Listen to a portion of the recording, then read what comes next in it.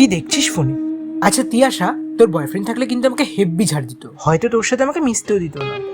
তোর গার্লফ্রেন্ড হয়তো আমায় ছেড়ে দিত। এই ধর তোর বয়ফ্রেন্ড হলো, তখন কি তোর বয়ফ্রেন্ড আমাকে ছেড়ে দিত, তোর সাথে আমাকে মিশতে দিত? এই সেম প্রশ্ন তো আমিও তোকে করতে পারি। আমি আগে প্রশ্ন করেছি, তাই উত্তরটা তুই আগে দিবি। দেখ, তুই তো জানিস আমি আর কোনো প্রেম টেম করবো না, কারণ ন্যাড়া বেলতলায় একবারই যায়। ধর তুই প্রেম করলি বা তোর বিয়ে হয়ে গেল, তখনও কি তোর আর আমার বন্ডিংটা এরকমই স্ট্রং থাকবে? তখনও কি আমরা যখন তখন এরকম ভাবেই দেখা করতে পারবো? দেখ, দেখা হয়তো হবে না, কিন্তু বন্ডিংটা এরকম স্ট্রং থাকবে। আর এই যে রাতের পর রাত জেগে ফোনে কথা বলা, হোয়াটসঅ্যাপে টেক্সট, এই অভ্যাসগুলো।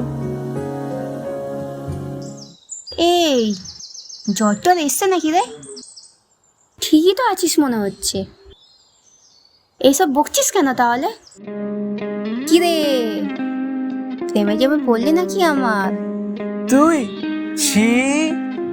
আরে এই खुदा ने इस जहां में सभी के लिए किसी ना किसी